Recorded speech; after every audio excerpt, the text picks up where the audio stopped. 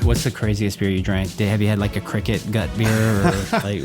I don't remember. I've had the Rocky Mountain Oyster Stout. Okay, yeah. If anybody knows what those are, we could just say. And if that's not weird enough for you, although very traditional, is. You're listening to the Bar and Restaurant Podcast, where hospitality lovers come to listen and learn with expert David DiLorenzo. Now here's your host, the Delo. And welcome back to the Bar and Restaurant Podcast. I am your host, the Delo, and this podcast is brought to you by Bar and Restaurant Insurance and the Local 480. So it's been a while since we've released our last podcast, but we've got about 5 in queue, and so I'm really excited for you to hear all of these other stories and people that we've been excited to interview and put on tape, and then also put them on YouTube. So please, by all means, follow us on Instagram, Facebook, YouTube, all the above. I'm actually even getting a little creative on TikTok, believe it or not.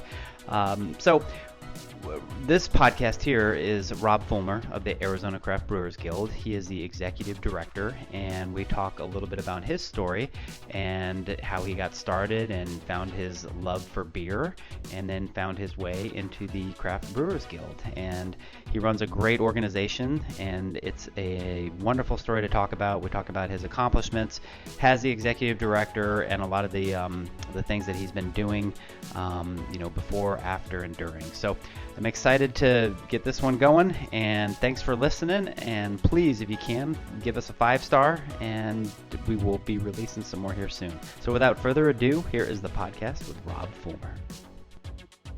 And we are here with another podcast, the Bar and Restaurant Podcast. And today's guest, we have Rob Fullmer with the Arizona Craft Brewers Guild. Hey, thanks for having me. I'm excited to have you, man.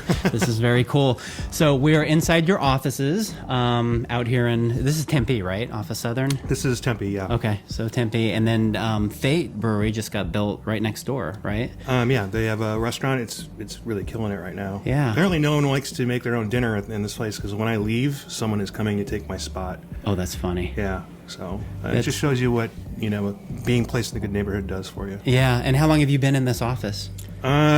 Just over a year. I used to have an office on Broadway. Used to work out of Huss before that. Then I was working out of my house. But you said offices, but we actually have staff now. Right. So, maybe someday we'll have extra office spaces. Yeah. But, we're all kind of housed in this one room with some merchandise and a little galley kitchen, so we never have to leave. To make some delicious coffee and put it in the AZ BrewCon mug, which is delicious. Yeah, thank you. We have people over occasionally. We had an open house here. We jammed the whole 600 or 800 square feet we have in here. Yeah, yeah. gills. That was actually right before 4th of July, so I was over here and you had wings and beers and all that sort of stuff. Yeah. That was cool. Wings, was like beer, wings, and the pursuit of happiness was right. the theme. I love it. Right before Independence Day. So, well, excellent. Again, excited to have you. I want to hear about your story, and I know that at a time you were the former president of the Arizona Society of Homebrewers. Is that? That's correct. That was a 3 or 4 year stint. Before that, I was on the board as their editor of their newsletter. Okay. Before I forget, the Arizona Society of Homebrewers, ASH as we call them, recently won the National Homebrew Conference Homebrew Club of the Year, meaning they had the most medals of any club. I think there's close to 9,000 entries, about 1,200 clubs, 19 countries. Oh, wow. It is something that they had been pursuing since slightly before I left, to have that kind of notoriety. We had somebody win the Ninkasi Award, which is the best homebrewer in the country. We had that happen during my term, and then we didn't really do as well. But we also got the Ninkasi Award winner, Mark Peterson, this year. That's huge. Yeah. Yeah. So the club is also in Tempe. Okay. Nominally, they move around a lot, but right. the headquarters and the post office box have been here forever. I just happened to be in the office where the post office box was set in the 90s, so Yeah. it's always been out of this post office. Oh, that's next door. crazy. So, yeah, so I finally just moved over here. So you did that for 3 years, and then how did the whole guild opportunity come to you? It was it was the case that as many homebrewers do, they go to conferences to learn more about making beer. But I was also interested in other things, aspects of the business. So I was going to the professional the professional brewers conferences, craft brewers conference, just any opportunity, sort of maybe sort of beer tourism, if you will, right. But with a serious notion to learn more. And I just never found the opportunity, the business partners I wanted to work with, and that was fine. I mean, I was making good money doing my other job, and we had time to travel and things like that. So So I'm on your Instagram. I've seen some of your travels, and they're awesome, by the way. The Great Wall of China was my favorite when you were on there. That was really cool. That was fun. Didn't find those people, but found out there was an opportunity in I guess 6 years ago, about this time in 2013. The board of directors for the Arizona Craft Brewers Guild, a organization that's been around since '98, decided to go from a part-time person to run the organization to a full-time. Okay. And at that time, there were only 12 states that had done that. Is Arizona the 13th most important beer state in the country? The answer is probably not, but aspirationally, we want to be in that top 10. We want to be above the fold. Right. And so they made the decision to hire somebody who could look after the operation. And I think they got kind of burned on a couple legislative items, or they felt like they weren't in the mix. So there was some pressure for them to really have somebody work at it full time. So they had an interview set up for a couple of people, and I don't remember if I asked Chip Mulala or if he asked me. Or I do know that George Hancock, the late George Hancock from Phoenix Ale Brewery, had put my name out there, and in fact, you got nominated. Well, Steve McFate, of all people, called me and said, "Hey, George Hancock was in our place, and he started mentioning your name, and he had a few drinks. He said, we're going to get him. We're going to get him." Like, what? I had no idea. So I looked at the job opportunity, and I'll be honest with you, I was not that excited about it. I just was in the middle of running a homebrew club, and I'm like, this is kind of more than the same. I mean, I guess it gets paid, but right. As people know, when you go from whatever you're doing to the hospitality industry, you're going to have a lifestyle change. You're going to have a monetary change, change in your income, stress level. Yeah, it's a different stress. It's still a job after all, so I wasn't that excited about it, but it was the case when I interviewed with, at that time, Andy Ingram was on the board, George Hancock, Michael Marquez, Chip Mulala. They interviewed me, and it was one of those interviews where you're exchanging information. So I'm learning more about the job, and I'm getting more excited about it. And I think, I would hope, I hope I wasn't just hired because they were tired of interviewing people, but I think there was this mutual exchange of information, excitement about what we were going to build together. And when I walked out of there, I was pissed because I'm like, they should offer me the job right then and there. I should on the spot. Yeah, they made me wait 24 hours, and I was just like, well, that's just wrong. How could they do that? So that's really what you're supposed to do. Exactly. Don't get me wrong, but so that was 2013. Yeah. So I started November 15th or so in 2013, and literally they called me on Friday, and I think I went to a festival, and I just started introducing myself, hey, because they had probably no idea. Right. The emails went out, but if you're in festival mode, you're probably not going to read a Friday night email. No, it's hey, I'm the president. Well, it's the executive director. Executive director, yeah. So the way we're structured is the owners have a vote, and they elect a board, and then the board hires the executive director. And I, in turn, have now Kristen Drews, who is the business development manager. We're changing her title from the very lengthy client. Kristen's back there. Hi, Kristen. Client relations, sponsorship manager. So she's going to be the business development manager, because that is what she's doing. She's developing our business. Yeah, and she's doing a great job of it. watching a lot of cool stuff going on. Yeah. So let's go back a little bit. We'll get back more into the Guild. Let's go back a little bit to you personally. You grew up in Wisconsin? I did. And you went to school out there? And this has got to all be on the internet because we didn't talk about this. Yeah.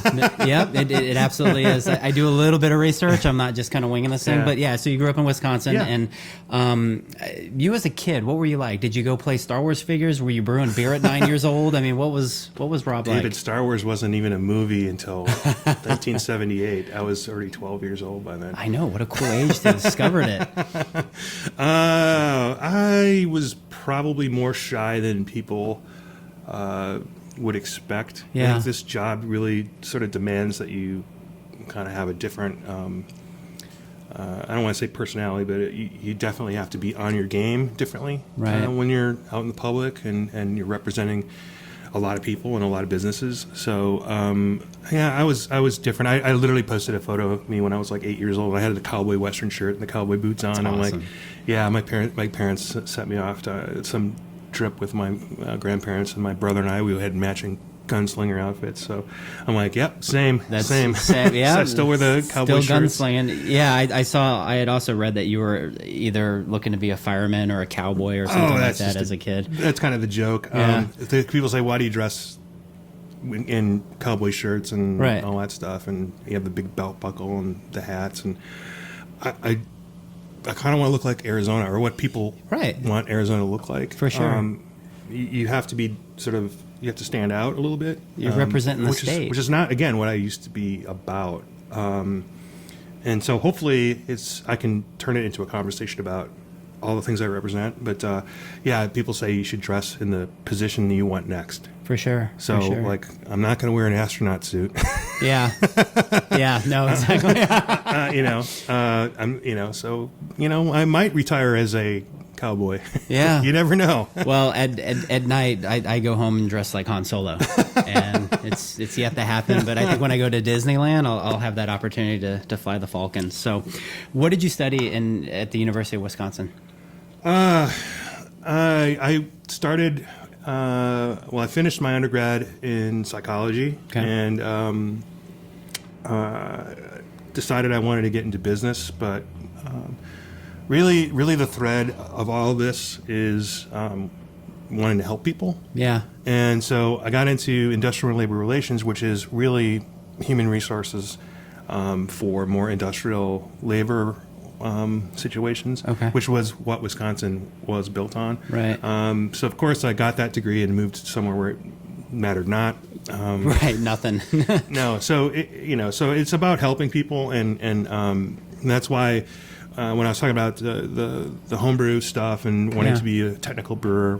By now, I've forgotten a lot of the great stuff, and technology's moved so much. I'm learning about stuff that I'm like, oh, I used to know all about that, but I don't any longer. The thread is hospitality. Right. And the best breweries, even if they package and they put it on the grocery store shelf, somehow there's a thread of a story about good times in hospitality. Yeah. And when people lose that, it's really hard to get back. I couldn't agree more. When people, even in your tap rooms when it's face-to-face, if they don't constantly think about that, that's where the problem is. And it's really hard to tell anyone how to do that. It's just something that you have to really sort of understand and rethink every day. In fact, our organization, we're in a role where we're providing services, providing information to our members, and sometimes it's a struggle, and we have to remind ourselves, like, they are our customers.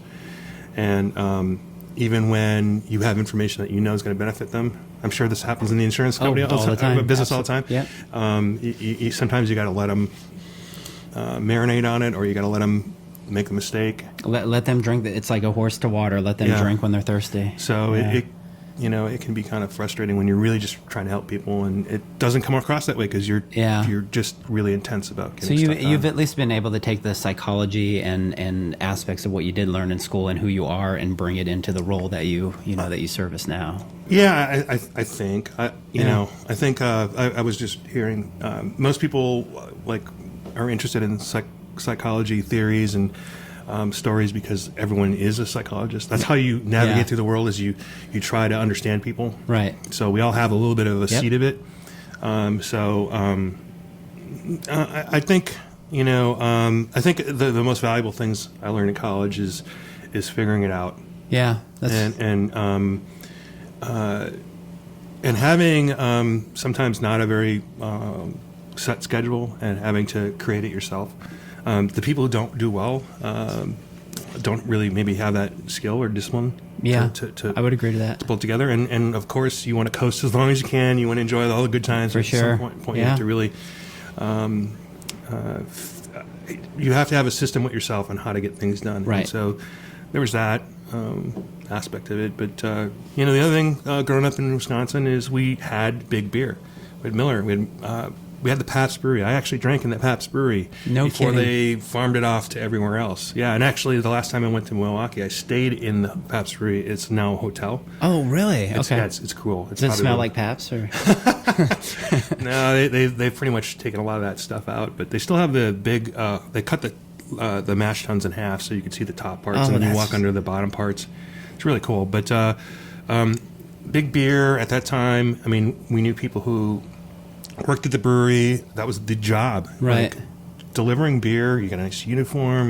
This is before credit cards. A lot of times were used for transactions and electronic. So, like, a guy on a rural route might have $25,000-$30,000 in his truck because he's taking cash. Jeez. And no one screwed with him because he was working for a brewery. Like, you don't want to mess with that. Yeah. No. So, great jobs, but it kind of all went away. It kind of slowly went away. But it just showed what a thriving industry can do for a city. For sure. And what you're talking about now, it just lends back to technology and how just things have changed. It's changed a lot. Yeah. I mean, I still think they do good work, even some of the big bad breweries. Right. But I just think it's not in their nature to. People still drink it, it's still there. So after being there for a while, what brought you to Arizona, and when did you come? I got tired of the weather up there. Yeah. And it wasn't the cold weather, it was the in-between seasons. Really? And I knew my parents were going to move out of there at some point. So just reflecting back, people don't make life decisions at various times, and the most convenient time to do is right after you get done with school. Yeah. I hadn't met anybody, so I wasn't tied down that way. So, towards the end of my college career, I started doing some trips and checking out places, and I didn't know that I was going to stay here as long as I've stayed here. Yeah. I thought I'd move on to California, but I have no reason to go. So when you came literally. out here, was it just like, this is different, this is kind of cool, I feel akin to it? I had friends out here, and one of the things I miss about Wisconsin is some of the older buildings, but what I don't miss is just day after day of cloudy weather. Right. And the heat is something that you can get used to. For sure. It's just to take that whole weather thing out of the picture. Yeah. And you don't have to bulk up on heavy clothing or anything like that. Right. No, and weather it's a great wide open. I mean, just it's a very It's interesting you say that. There's not a lot of tree cover, so you can see a long ways. Right. I mean, it just sort of opens your brain up a little bit. Yeah. And Phoenix, by a lot of standards, is a very clean city. Very much. If you travel at all, you realize how great it is when you come back here and you're like, wow, there's not a bunch of shit all over the place. You said that. Not I me. did, absolutely. So you met your wife, Brenda, about 20 years ago? Out here, I assume? Yeah. So we had mutual friends in Wisconsin, and we knew of each other, I think. My wife's sister is married to one of my friends in college. So Okay. So when I moved out here, it was like part of the group from Wisconsin that we hang out with. So basically it was just meant to be. Of course. It was. Yeah, very cool. And I mean, that's in itself, just being married, 6 years myself, it's like 20 years that's amazing. You don't see a lot of those stints going on right now. Yeah, well, we lived together for 6 years before that. Did you? Yeah. Okay, very cool. And obviously you guys like to travel together, and she wholeheartedly supports everything that you're doing here. And I don't know about wholeheartedly, but yeah, enough. She tolerates it now. No, it's she's supportive. She's a beer fan. Yeah. I think the joke that everybody, like, oh, it must be a great job. It is a great job. It's a wonderful job. But the beer drinking part of it is a very small part of it. Right. It's really that part that breaks down a couple barriers, and you can really be real with people, and Yeah. you can. Beer's weird in a lot of ways. Beer has like this monetary value that is like fluctuates. I mean, a bottle of beer, if you're making it, is can be like 25 cents, 30 cents. Yeah. It has a value. In a off premise, it's a little bit more. If you're in a bar, it's more. But like you could say, hey man, I'm moving. Can you guys help me out? I'll buy beer. I guess in pizza has a little bit of it. Yeah, too. there you I'll go. buy a beer. I'll buy a beer. Or whatever problem you have with somebody, you say, hey, let's sit down over a beer. Yep. It's not the same as sitting over coffee. So No, it has this weird sort of thing, and again, it brings people together. It does. It's a sense of community, and really, in the long run, when you're in hospitality, like we're wanting to build community. We're wanting to connect. We're wanting to strengthen that. And in Arizona, I mean, I was born here. My love for it is huge, and so that's why I love seeing what you guys are doing and how you're just so focused and helping generate business for those Arizona businesses that are a part of you. Well, it's a selfish thing. If they're better, then I know where I live is better. For sure. And it's people tell me about how they're between two breweries or they're close to two breweries, they can walk. And, Yeah. Joe Johnston, who has told me many times, he's like, the best place to have a business is within walking distance between two breweries. For sure. Yeah.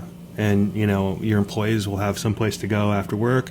It makes the area more exciting. You're more inclined to look for a house near where you work if those elements are there, because there are other elements that follow. Well, especially in Arizona with everything so spread out, it's like let's live near somewhere that we can walk, or at least get a $2 Uber, that sort of thing. So one of the most gratifying pieces is that people say, "Oh, you must be really happy with all the growth." I'm like, it's not the numbers of brewery; it's just really that they're positioned now in places that really didn't have a lot of other things going on. So that's right. That's the metric I look at. Well, let's talk about that. So we're in 2019 now, and without exact numbers, I mean, from when you started to where you're at now, was there 90, 100 something breweries out here? I mean, actual breweries. So when I started in 2016, I think we were representing 20 of the 35 breweries, and okay. Really a handful were really, really active.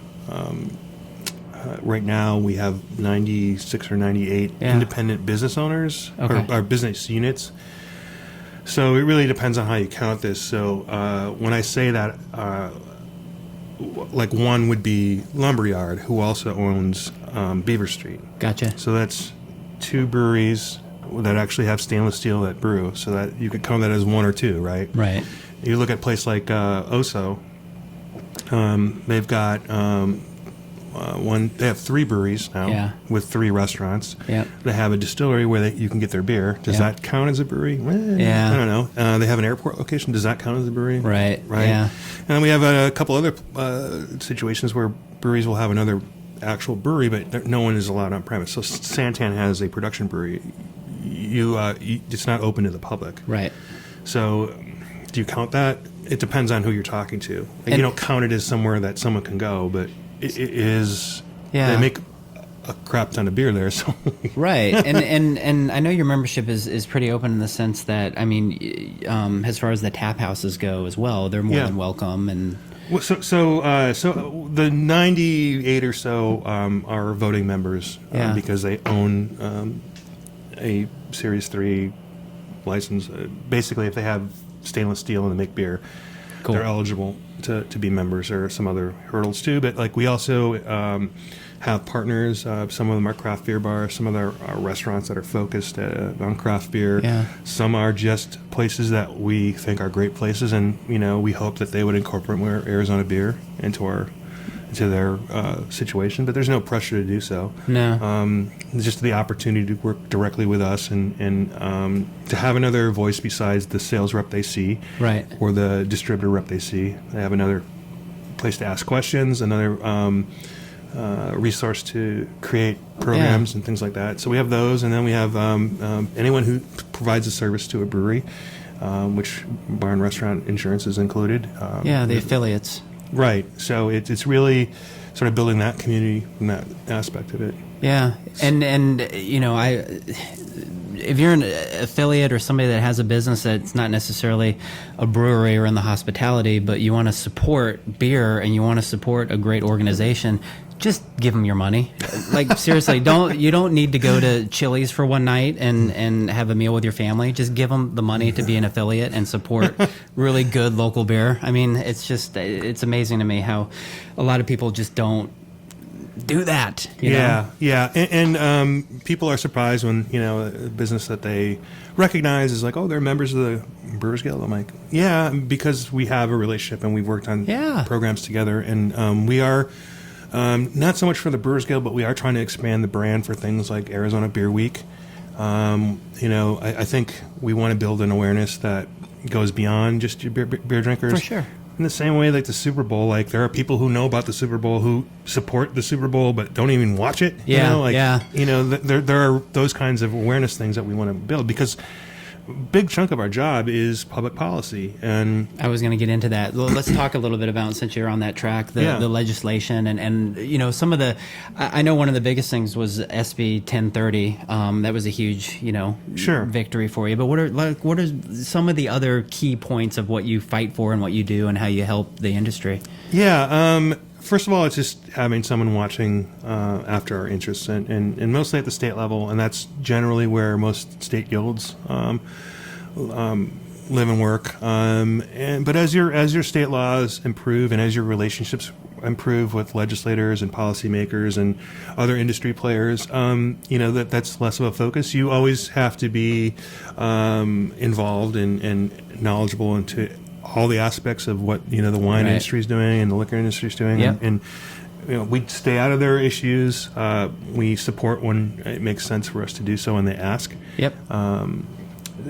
So there's that aspect of it, and SB 1030 was important for a couple of reasons. One is it raised the cap level for breweries to be able to operate under the same model that they had been operating under, and that is to be able to have these restaurants and tasting rooms under that license. And seems pretty logical. Yeah, and so Four Peaks was the brewery that needed that assistance because they were approaching 40,000 barrels, and they needed to understand what would happen if they went beyond. Would they have to close certain restaurants? We didn't think that was the case. The license was created to create opportunity. Clearly, it had created tremendous business value and tremendous revenue for the state, and providing a societal good for a lot of people, jobs and so on and so forth. So we definitely supported that. As it turns out right now, now Santana is the beneficiary of that decision as well. Four Peaks, oddly enough, who helped us get that bill passed, we passed that bill, and a lot of people dispute this because they don't know the facts, but they decided to be purchased by ABI. Anheuser-Busch doesn't have that restriction because they are a different class of brewery. They are a production brewery. Yeah. And so all the things that we fought for, that Four Peaks helped us get, that we enjoy today, they didn't have to use that portion of it. Right. So was it a bill to help Four Peaks? Of course, but it also helped everyone else. For sure. Because now we can say we have the same business investment opportunities that California and Colorado do. So if you have a house here and you ski in Colorado, or you live in California or whatever, and you want to open a brewery, Colorado and California are pretty tight. Arizona looks like a great opportunity to invest or start your own brewery or that kind of business.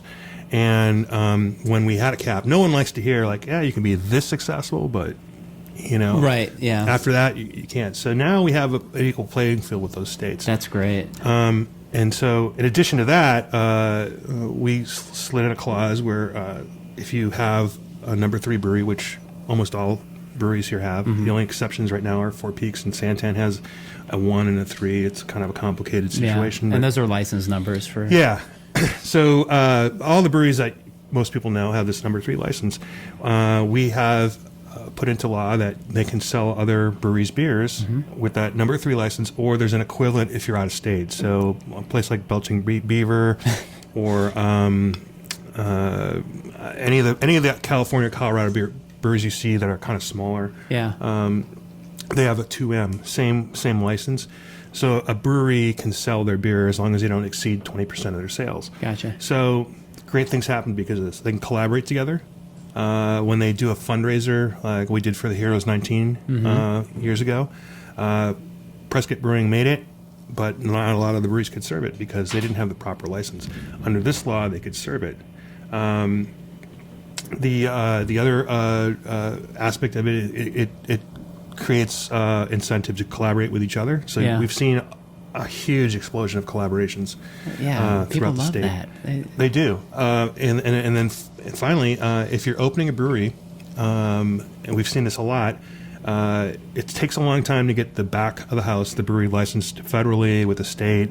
Inevitably, there's a county or city ordinance that holds things up.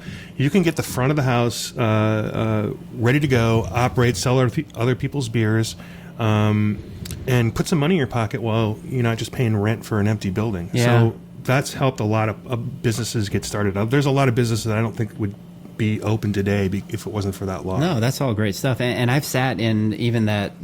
Well, we sit every year in that omnibus bill, room, and I see how supportive you are of the other industries, the wine guys and all that. And it seems like everybody in Arizona, at least for the last couple of years, we've gotten those bills passed, and for the most part, everybody's sure what they wanted. Yeah, I mean, wine is the sort of older brother. Yeah, been around for a long time. Had tremendous success in getting a lot of stuff passed because they're seen as agricultural. Right. We are not as agriculturally centered, so it took us a while to get sort of up on our feet. But we're the middle brother, and the distilleries are the younger brother. And the distilleries, I think, someday may be the most powerful organization out there after all. But it's going to take them a while. They need to open a few more distilleries. They need to come together. The one thing that we've done really, really well, as opposed to some of the other industries, and not to knock them, they have a different history, is we've been able to keep a singular message about what it is that we want. Yeah. We do fight in-house a little bit. Right. There are some disagreements, but we all agree on a couple of principles, and that is a more liberal look at alcohol laws, a more open stance on certain liquor issues, right. Sort of a live and let live kind of experience. And from our organization, it's one brewery, one vote. Just because you make thousands and thousands of times more than another brewery, it's one for one. One for one. Yeah, I like that. Is there anything on the docket as far as 19 to 20 that is really heating up that you want to? We've got some of our bread and butter issues that we got to keep after. I think understanding what might change with distributors. We're always watching that. And delivery to people's homes. Well, we were instrumental in being a positive force and making sure that the online sale of beer and liquor didn't have any of the problems that the old law created. Right. So we did help with that. I think generally speaking, we're looking at more city and county issues. That's something that we didn't have the time or energy to look after. I mean, you got to consider, there's 20 or so counties and hundreds of different cities. Yeah, there's just so much that you have to dive into. So we're trying to get a little bit more spun up on that. Yeah. And I think having that experience with the bill at the state level and having new relationships with other industry people has really allowed us to sort of venture off into that and get their support. Yeah. And, Camila, who she's great. Our counsel, she often says you don't have to be friends with everybody every day of the week, but you should be friends with everybody about 6 days out of the week. Anyway. I love it. That's a great saying. Well, moving from legislation, let's just talk about some of the trends that you're seeing in beer right now. When do you think marijuana is going to be in beer? I don't know. I'm not one of those people who's feel. We don't have an official stance on it as an industry. I hear you. But I think the challenges are going to be not what people expect. I think the first thing that most people my age or a little bit younger say is, I know that people smoke, and it doesn't affect what their consumer portion of it. And then I tend to agree, but what we don't know is how it's going to be infused in different products and what the effect is. And it's more. People ask me how it's going to affect the brewing industry. I'm actually more worried about the bar and restaurant industry. Right. Do you now go to a bar and pay like $25 and you just kind of nurse one cocktail and Yeah, exactly. or how does that work? It's a whole different realm. No, I don't think anybody knows right now. We're always trying to get people out, more occasions.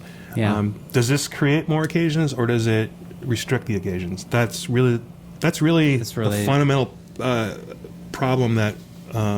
It's not a problem. It's just the issue on which all this hinges. If it creates more occasions for the hospitality industry, then I think we're going to be okay. But if it creates less, then I think there's a whole lot of people who are going to have to figure out how to manage that. And again, if you look, there's breweries and other liquor and it's all bars and restaurants. Yeah. That are going to be seeing the biggest swing. Oh, for sure. And there's so much in sales tax and all sorts of benefits that is provided to the state because of these guys, Yep. Everybody being able to operate.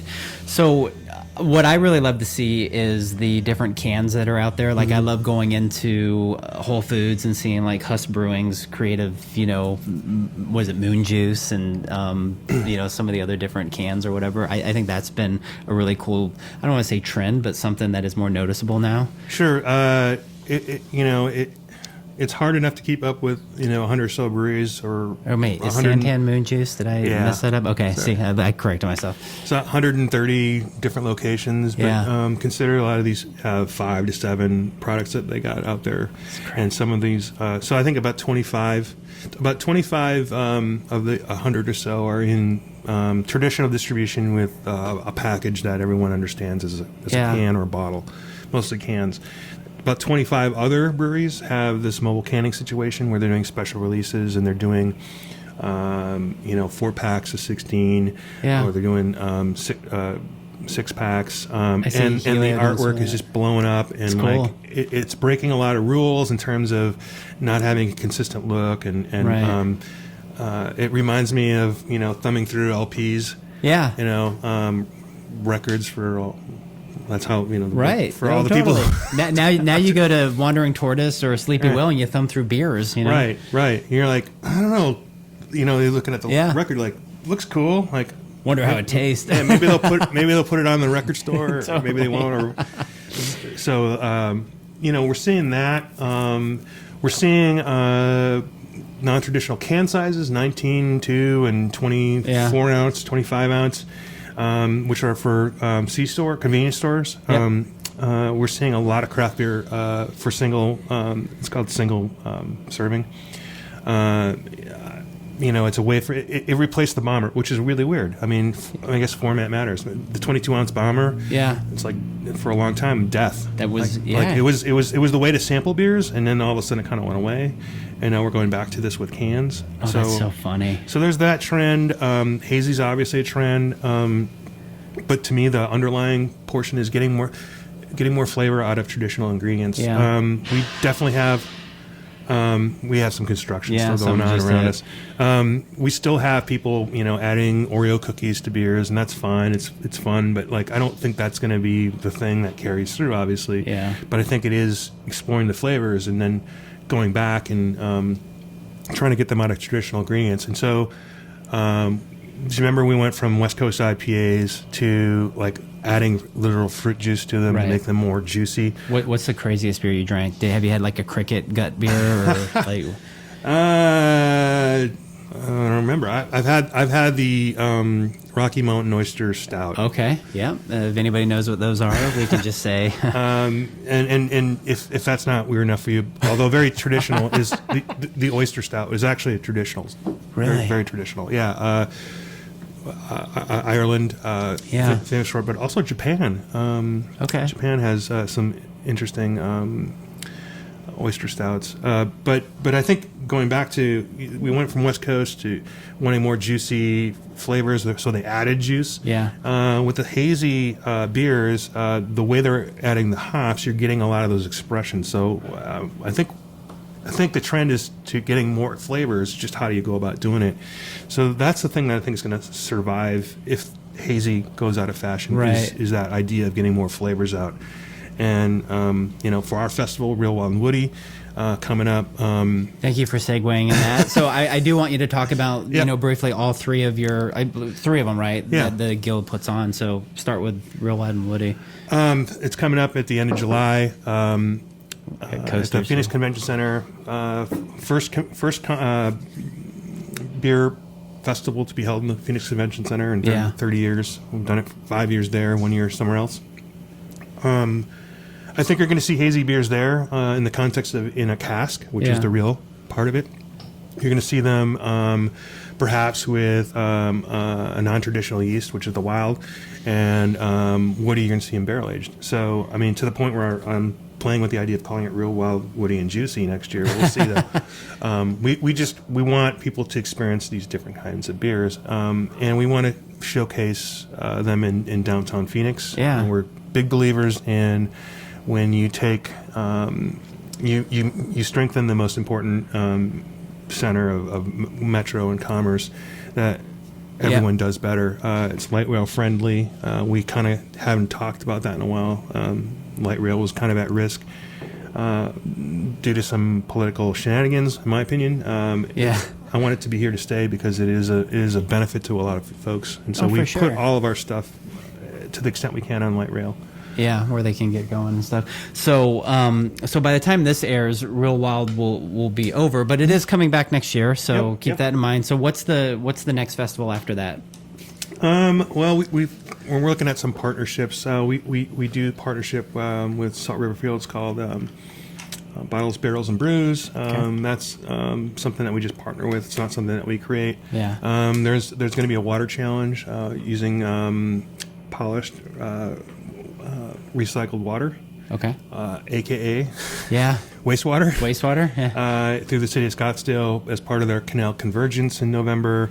Also on the same day. Again, just another partnership, not something that we do. It's going to be after that. It's going to be February Real Wild and Wood, Arizona Strong. Beer Week, Arizona Strong Beer Festival. The weekend after the Super Bowl, or the Thursday after the Super Bowl is when Beer Week starts, and then Strong Beer. And you guys work hard putting on these festivals. I don't, to a normal audience out there that just comes and goes to these places, like you show up and they just don't magically appear. I mean, there's months of just work, and I know, like, I've seen you through the apex point to the point of, oh God, it's over, and then on to the next thing. But you guys really work your ass off on these things. You plan, and hopefully the weather is good to you.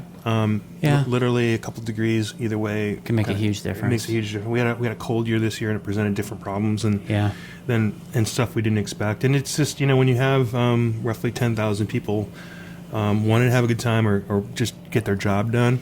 The human element, I mean, there's things that you can't foresee happening, and by and large, it works out pretty well. Yeah. It is our biggest showpiece. We invite friends across the industry.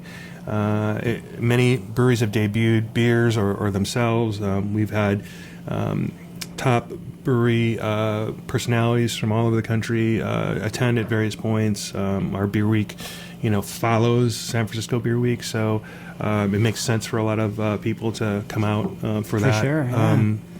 The weather is generally good. And our beer week, I think, really celebrates the rest of the state. Yeah, beer week is great. Towards the end of the week, we have more of a homecoming, so there are smaller events, and I say smaller just in scale, but like very important events going on in Tucson and Flagstaff, Prescott.